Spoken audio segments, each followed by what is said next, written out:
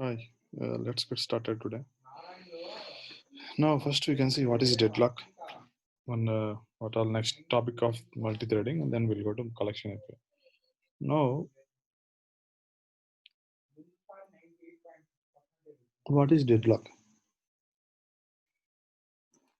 Here, if we see, deadlock is a situation where a set of processes are blocked because each process is holding a resource and waiting for another resource acquired by same other process. What is a resource? Resource is a class. To access any class synchronized method, we need object lock. Acquiring the resource means acquiring the object lock. If two threads are accessing same resource, same class method. So if the method is synchronized, only one thread can able to access the method at a time by using the object lock. Once it take the object lock and access the synchronized non-static method.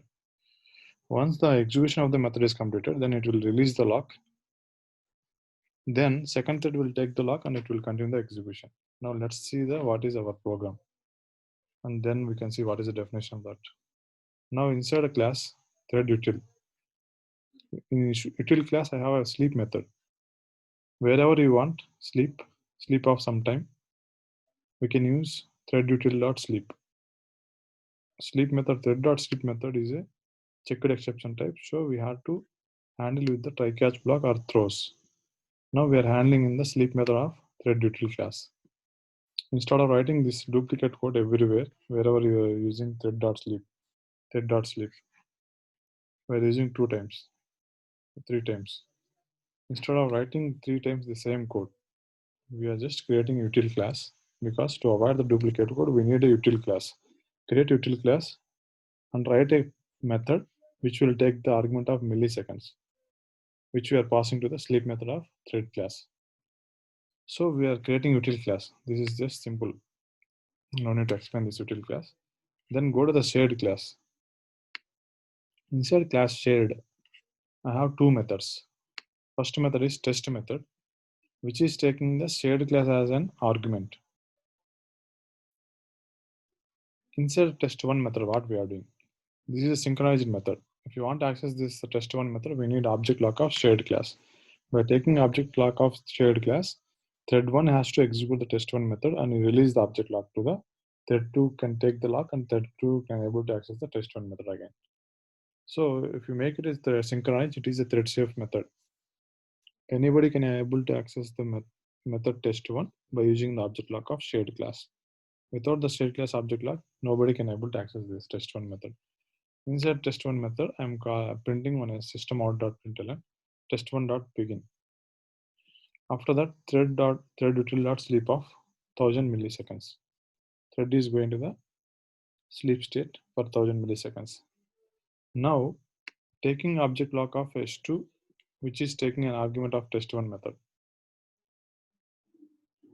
and calling the test2 method of same shared class. Now, whenever we are calling test1 method, we are passing one shared class object. By using the object lock of shared class object s2, I am calling the test2 method.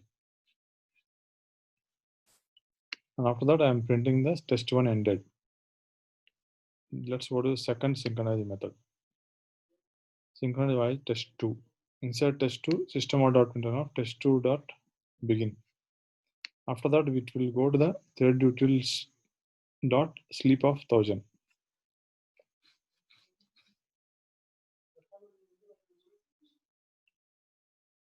Now here taking object lock of s1 enters into the test1 method.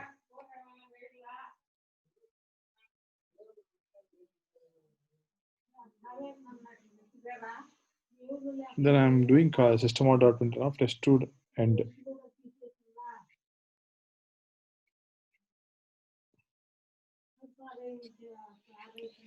Now inside shared class, we have two synchronized methods, test1 and test2. Test1 method is taking argument of shared class only and calling object.test2 method. These two are the synchronized methods. To access the synchronized method, we need object lock because synchronized methods are thread safe. Just remember that now.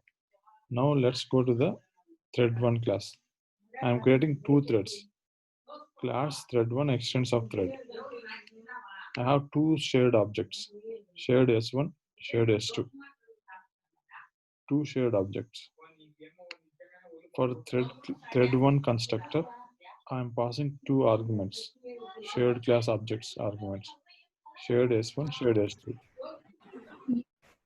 This dot s1 equal to s1, this dot s2 equal to s2. We are just initializing the variables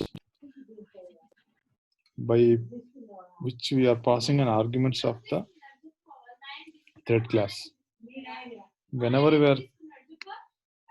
we are just initializing the variables of thread1 class by using constructor arguments. Now we have run method. Inside run method, I am taking object lock of s1 and calling test1 method. Taking object lock of s1 and calling test1 method of shared class by passing the object lock of s2.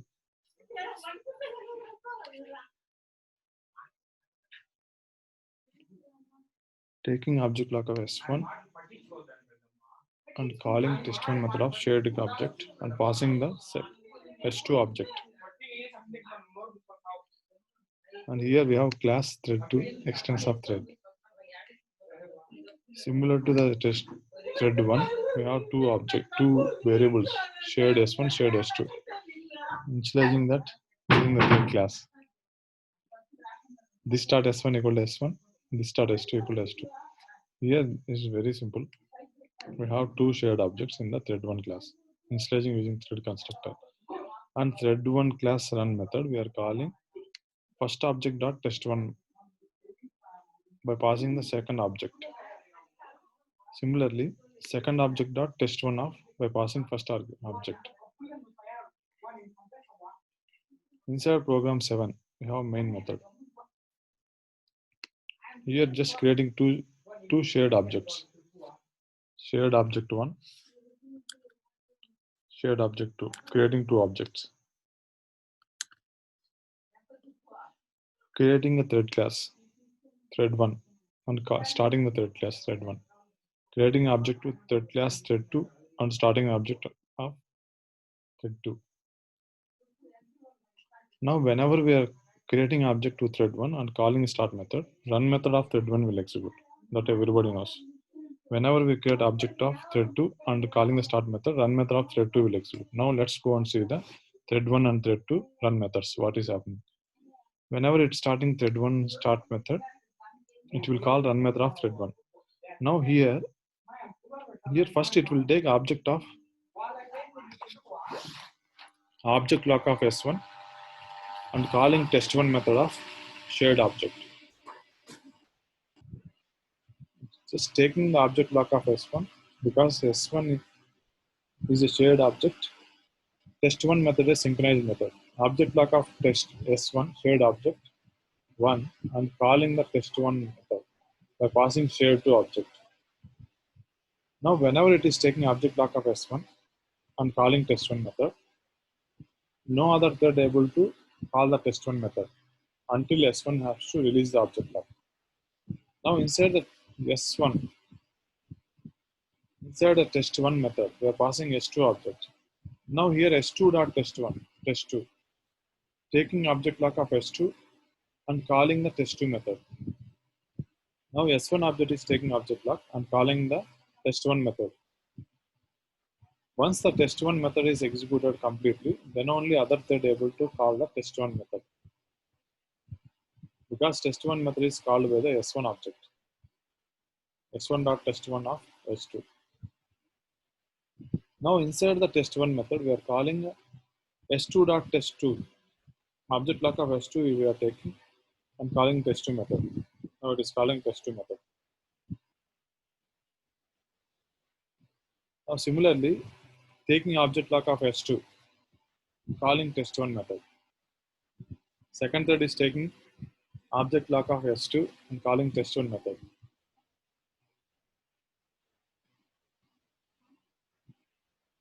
Now inside test1, what it is doing? Test1 method it can't able to call because first thread is taking object lock of S1 and calling test1 method. Once the execution is completed, then only it will release the object lock. Any other thread able to take the object lock and execute the other method.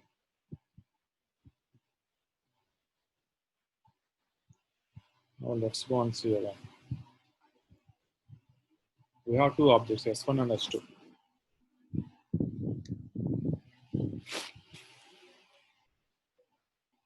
We have two objects, S1 and S2. Whenever we are getting thread 1 object, thread 1 class object, we are passing two objects, shared objects. S1 and S2 is passing to the thread 1. Both objects are initialized in the thread 1 class. Similarly, both objects are initialized in the thread 2 class also. When we create object to the thread 2. Now, both objects are having two different object locks. Both objects are having two different object locks in the both threads. Now here, T1.start, T2.start. Whenever it is starting the two threads, it is calling run methods of the threads. Inside run method, we are calling S1.test1 of S2. S1.test1 is taking object lock of S1 and calling test1 method. Once the test1 execution is completed, then only it will release the object lock of S1. Then other thread able to access the same method. Because test1 method is a thread safe method, synchronized method, we are calling test1 method on the both threads. Whenever we call test1 method of S1, S1 method, S1 object test1 method. Whenever it is executing test1 method by taking object lock because it is a thread safe, test1 method execution is completed from top to bottom, everything. Then it will release the object lock. Then second thread, thread 2 able to take the object lock and call the test1 method. But here it is taking object lock of S2. It is calling test1 method. So S1 is calling test1. Let's go to the test1. What is it? Inside test1, it is taking object lock of S2 and calling test2. When it is taking object lock of S2 and calling test2, the object lock of S2 is already acquired for the execution of test1 by the thread 2.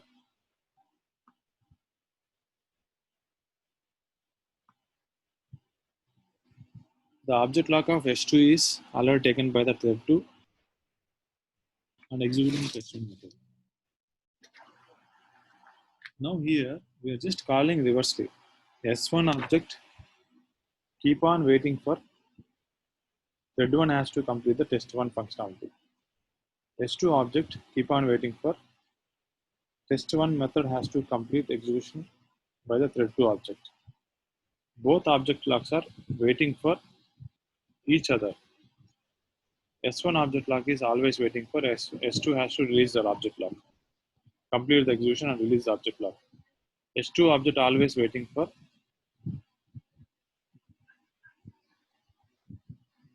thread 2 has to complete the execution of run method and release the object lock of S2. Let's go and see the definition now. Deadlock is a situation where a set of processors are blocked because each process is holding a resource and waiting for another resource acquired by some other process.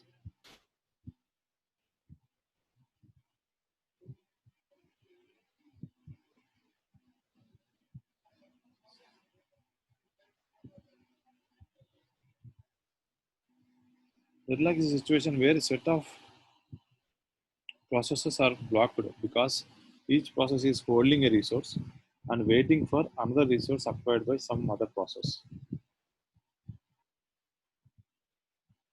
Here the process is executing a run method.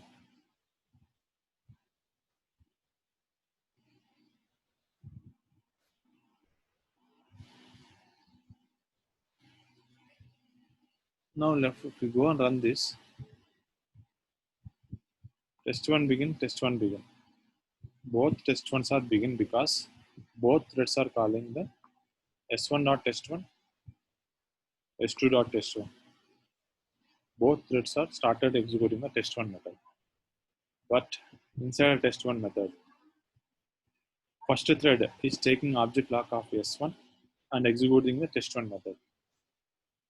And inside the first thread execution, it is calling s2 of test2, taking object lock of s2 and calling the test2 method.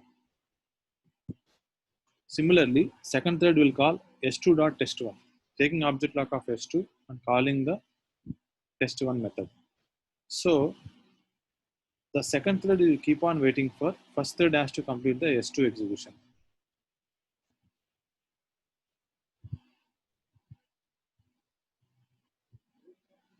Both threads will go to the deadlock stage because both threads are started and both threads are calling the test1 method with a different shared objects.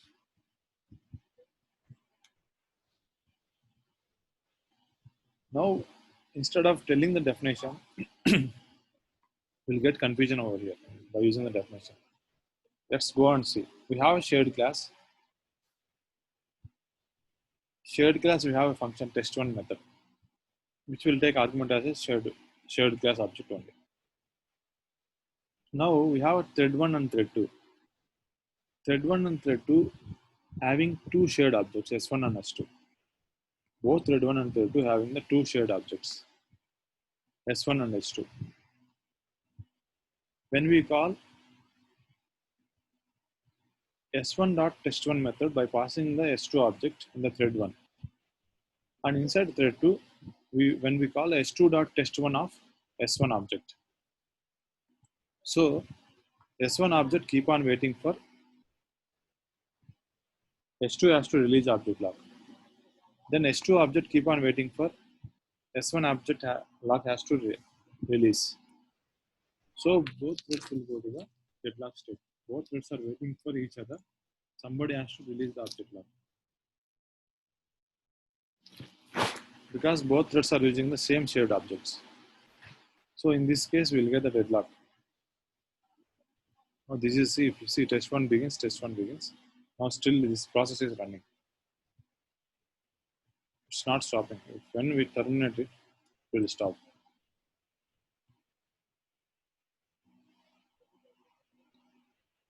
If you don't want to go to the deadlock, deadlock means this is a serious condition. We have to stop this deadlock. Now I just commented this. If you go and execute this,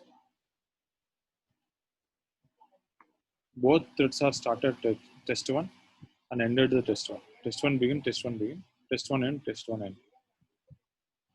Both threads are calling test 1 method. And test 1 method begins and test 1 method ends. Now here see this process is running.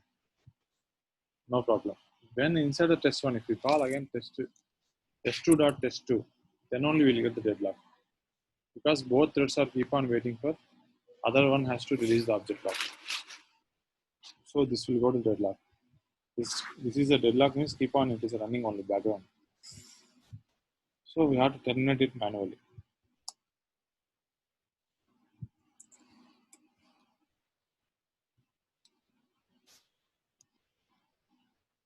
Now, this is only for interview, just study it. They will ask you to write a program.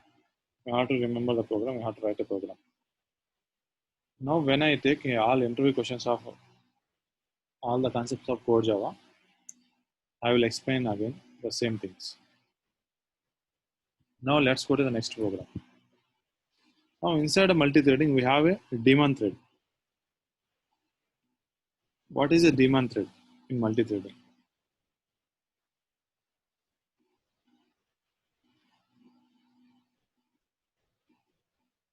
So daemon thread is a low priority thread which is running in the background. So we have a garbage collector by default running in the background. Once we use the object, once we make the objects as null, those objects will become as abandoned objects. Inside the background, we have a garbage collector that is a daemon thread, that is a low priority thread. Once in a while, it will go and execute the cleaning activity of garbage collector. It will go and delete the all abandoned objects. So what is a daemon thread? Daemon thread is a low priority thread that runs in the background to perform the tasks such as garbage collector.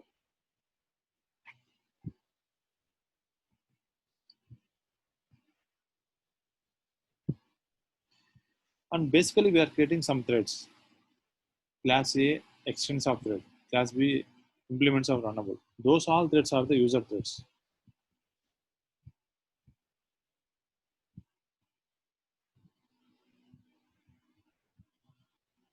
Whatever threads we are creating normally, those all threads are the user threads. Now let's see what is how to make the daemon thread. Public class program 8 extents of thread. Now public program 8, I have a constructor, I am staging the variable. I have a run method inside my thread. Inside run method, what we are doing? If thread.current thread is daemon, checking whether the thread is daemon or not. We have a method is daemon to check whether the thread is daemon or not. How to check the thread is daemon or not? By calling is daemon method, you can tell our thread is daemon or not. If it is daemon thread, I am printing the thread name is daemon thread. Otherwise, I am printing is a user thread. If is daemon is giving true, that is a daemon thread. If is daemon is giving false, means that is user thread. Now here, I am just creating object to the program 8. 3 thread objects I have created by giving the name. And if you want to set any thread as a daemon thread, if you want to set any thread as a low priority thread, you can have a function set daemon. By calling a function set daemon, you can set the thread as a daemon thread.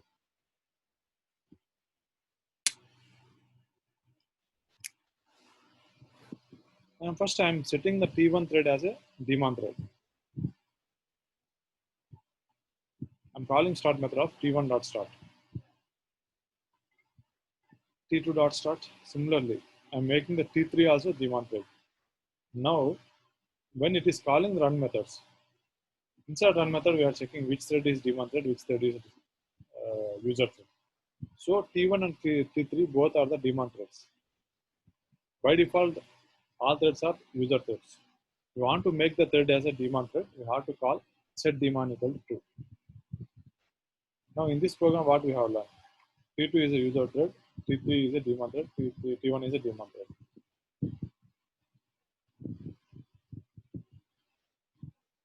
Now what is a daemon thread? Daemon thread is a low priority thread that runs as a in the background to perform the activities such as garbage collector.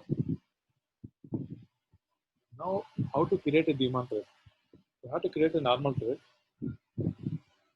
and we have to call set daemon function to make the user thread as a daemon thread. By default, we cannot create the daemon thread. We want to create a daemon thread. First, create a user thread and convert the user thread to the daemon thread by calling the set daemon of true. So the user thread will change as a low priority thread, daemon thread. How to find whether the thread is daemon or not? If you call current thread dot is daemon method, if it is giving true, that is a daemon thread. Otherwise, it is a user thread. That is about daemon thread.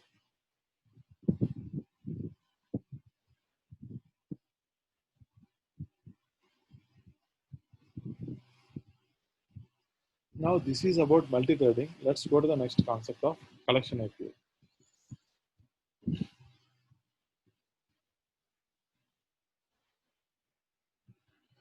Now what is collections?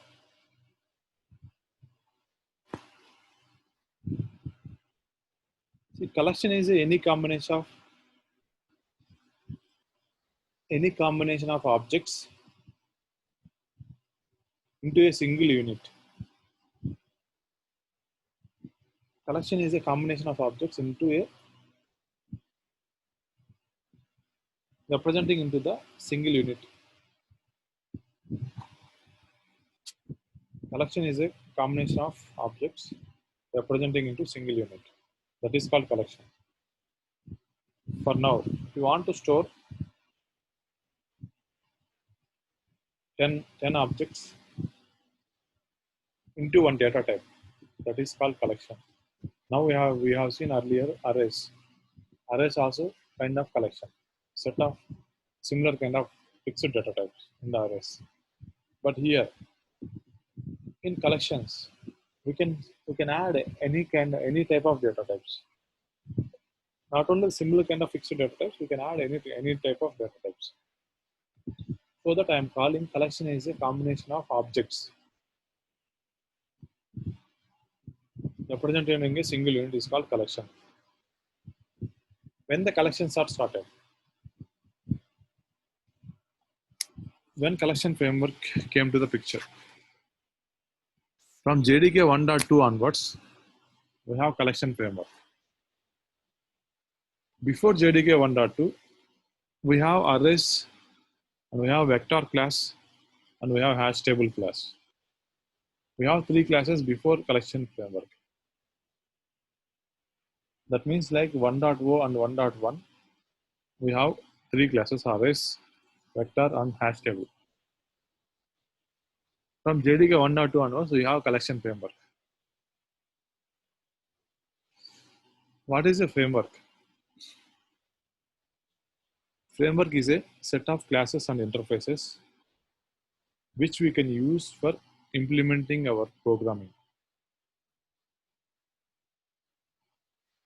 Framework is a set of classes and interfaces which are already provided by the Java developers, JDK developers.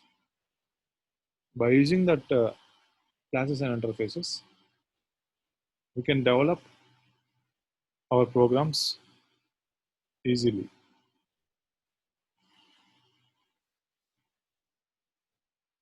Because each and every class and interface which they are providing, those are having the set of methods and attributes. Using that methods, we can achieve better functionality. Like if you want to implement any algorithm like sorting the collection elements, you can sort using the collection API methods. you want to search any element in the collection API, you can search it using the collection API method. See, now what is the collection API? Understanding collection API, learning the collection API means we have to read, we have to study how to use the collection classes and methods. Collection framework, classes, interfaces, and methods of those collection framework classes. If you know how to use the methods, so we are very flexible to use that methods easily. Now, I have something. Now, what is collection? We have seen group of individual objects which are represented as a single unit is called collection. Collection API is started from JDK 1.2 onwards. Now, inside the collection, we have the main root interfaces. Those interfaces are java.util.collection interface, java.util.map interface. These two are the mostly used interfaces. Not mostly used. Those two are the root interfaces of collection API, of collection framework.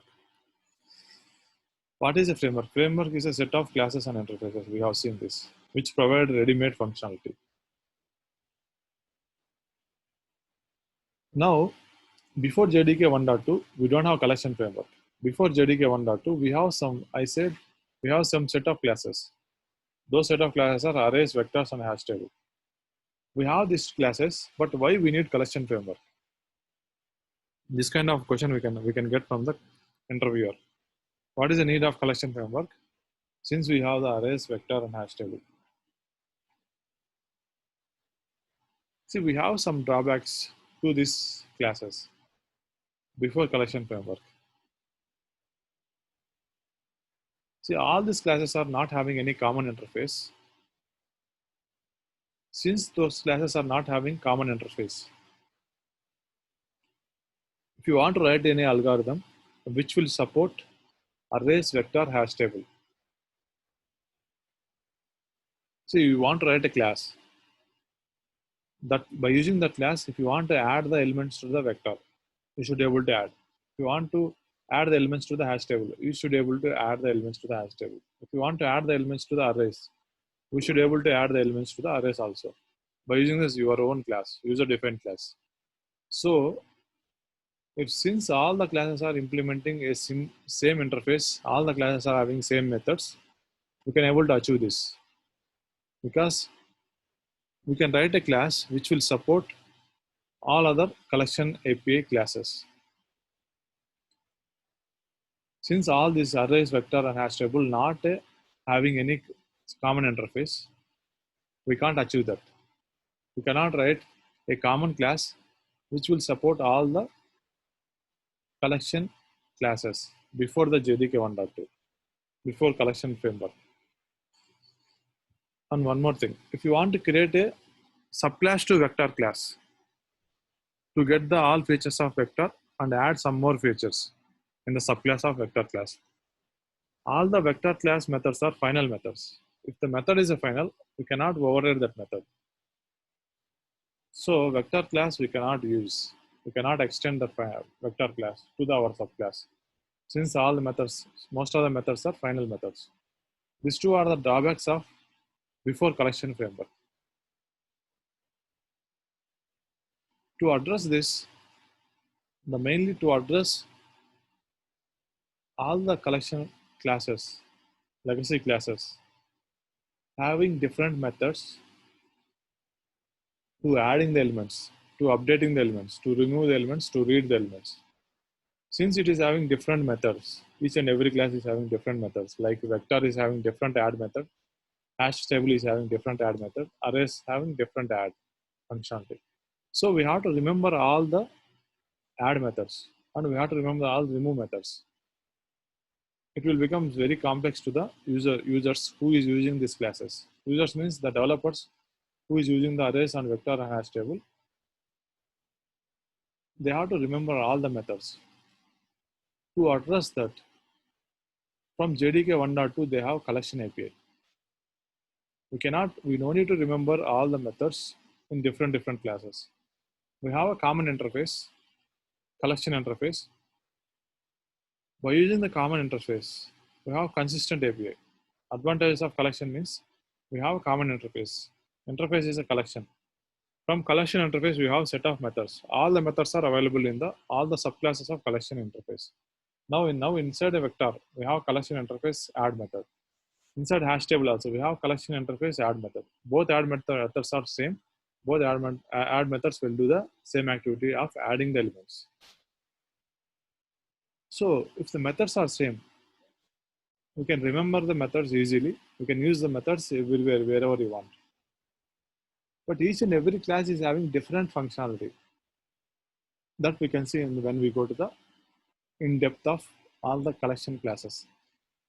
Now the drawbacks of the collection before collection API is programs are the users which we are using the vector and hash table. For them, it is very difficult to remember all the methods because the methods are different for each and every class, vector and hash table arrays. Now let's go and see one example. What is a legacy thing?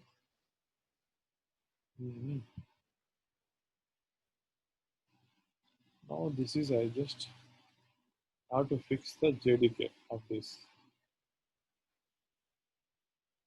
I want to edit this image.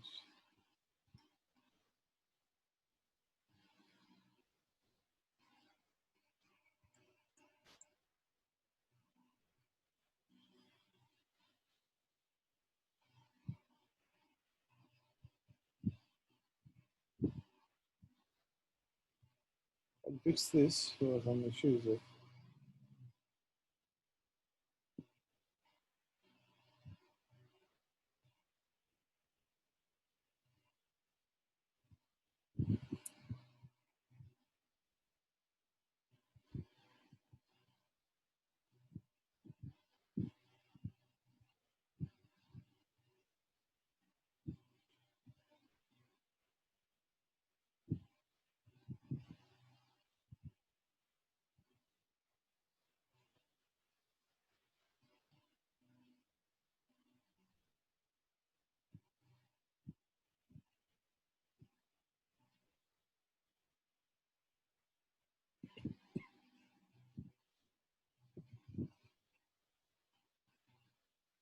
Now, what is the legacy types? Vector and hash table. How we are adding the elements to the vector, how we are adding elements to the hash table, and how to read the elements from the vector and hash table and array.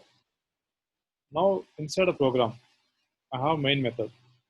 This is a declaration and definition of the array. We have seen previous examples.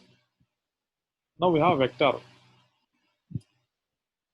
This is object of vector class. I have created an object to the hash table also. How to add the elements to the vector? We have add element method. By using add element method, we can add the elements to the vector class. How to add the elements to the hash table? We have put method. By using put method, key is a 1, value is a ABC. Key is a 2, value is the 4 ABC.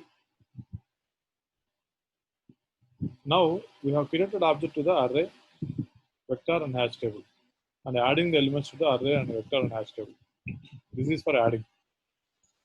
Now if you want to add elements to the array, we have to add array of, we have to use this symbol, array of 0, array of 1, array of 2, something like that.